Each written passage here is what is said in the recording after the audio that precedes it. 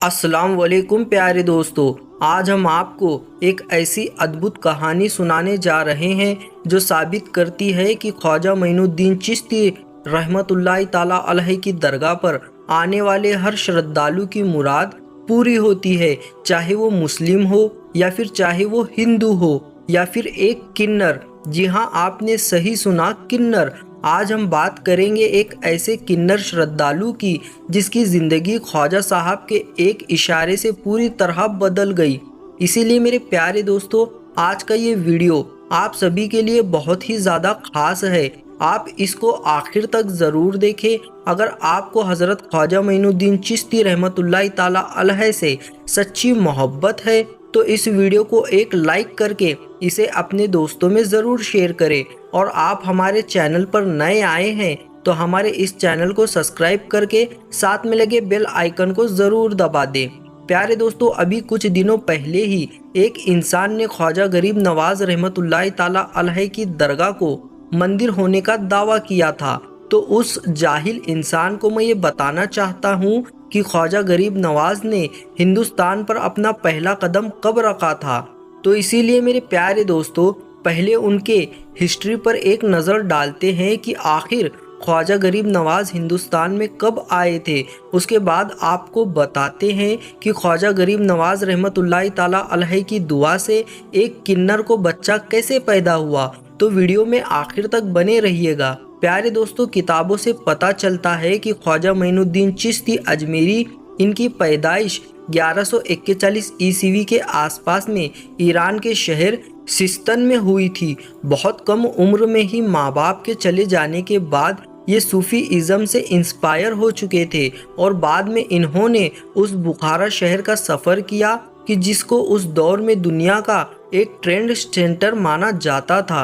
और आज के दौर के हिसाब से देखें तो उज़्बेकिस्तान देश के अंदर हुआ करता था। यहाँ पर जाकर ही इनकी मुलाकात चिश्ती सिलसिले के ही एक सूफी बुजुर्ग यानी कि हज़रत ख्वाजा उस्मान हारूनी से हुई थी, जो आगे चलकर इनके सबसे बड़े उस्ताद मतलब के टीचर साबित हुए। इन्हीं दोनों ने मिलकर साथ में मक्का और मदीने का सफ़र भी तय किया था। और ऐसे ही सफ़र के दौरान एक दिन ख्वाजा मोइनुद्दीन चिश्ती रहमतुल्लाहि ताला अलैहि को इमामुल अंबिया जनाब मोहम्मद मुस्तफ़ा सल्लल्लाहु अलैहि वसल्लम का दीदार हुआ और उनकी तरफ से ही इनको हिंदुस्तान के दिल्ली जाने का हुक्म दिया गया।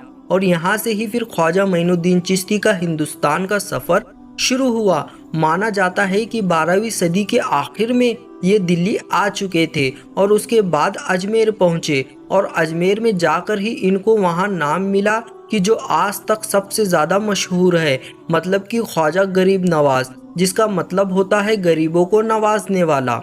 इस दरगाह का इतिहास 50, 100, 150 या फिर 200 साल नहीं बल्कि लगभग 800 से 900 साल पुराना है। और ख़ास बात यह है कि इस दरगाह से जिस तरह से हमेशा से मुसलमान जुड़े हुए हैं, बेशुमार मुसलमान इससे अकीदत रखते हैं, बिल्कुल वैसे ही हिंदुओं या फिर बाकी धर्मों की भी एक बड़ी आबादी इस दरगाह से जुड़ी हुई है और इसे अपनी आस्था रखती है। और आज भी अगर आप लोग इस शहर के अंदर जाएंगे, इस दरगाह पर जाएंगे, तो देखेंगे कि जितनी तादाद में यहाँ पर मुसलमान होंगे, शायद उतनी ही तादाद में हिंदू या फिर बाकी धर्मों के लोग नज़र आएंगे।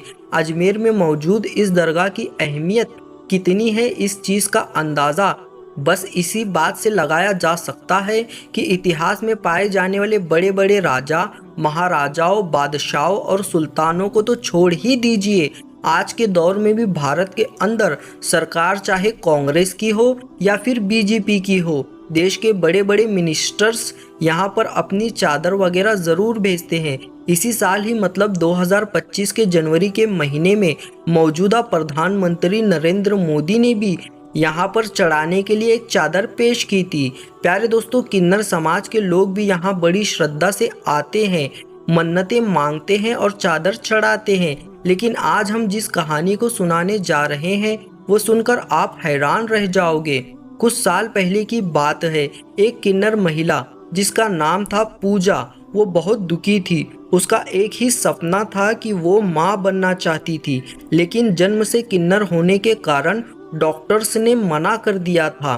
तब उसने ख्वाजा साहब की दरगाह पर आकर मन्नत मांगी कि मैं माँ बन गई तो ये सब गलत काम करना बंद कर दूंगी।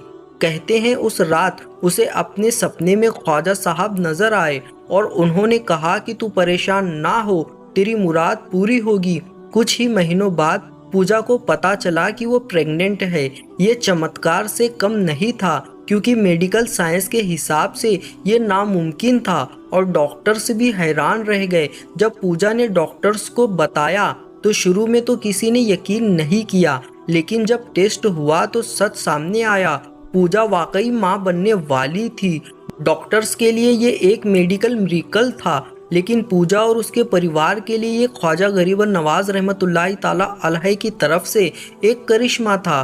कुछ महीनों बाद पूजा ने एक स्वस्थ बेटी को जन्म दिया और जब वो पहली बार अपनी बच्ची को लेकर दरगाह पर शुक्रिया अदा करने आई तो वहाँ मौजूद सभी लोगों की आंखों में आंसू आ गए। आज पूजा और उसकी बेटी पूरी खुशहाल जिंदगी जी रहे हैं। इसके बारे में साइंस क्या कहती है?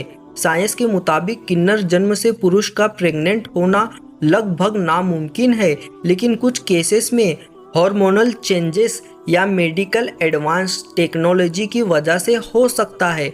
पर पूजा का केस पूरी तरह से एक चमत्कार माना जाता है। दोस्तों, ये कहानी साबित करती है कि ख्वाजा मोइनुद्दीन चिश्ती रहमतुल्लाहि ताला अलैह की दरगाह पर आने वाले हर इंसान की दुआ कबूल होती है, चाहे वो किसी भी जाति, धर्म या लिंग का हो। अगर आपको ये कहानी पसंद आई तो लाइक करें, शेयर करें और चैनल को सब्सक्राइब ज़रूर करें। तो मेरे प्यारे दोस्तों, इन्हीं लफ्ज़ों के साथ इजाज़त चाहूँगा, इसी उम्मीद के साथ कि सासों ने वफ़ा की। तो अगली बार एक और वीडियो लेकर आपकी खिदमत में हाजिर होंगे। तब तक के लिए अस्सलाम वालेकुम, अल्लाह हाफिज़।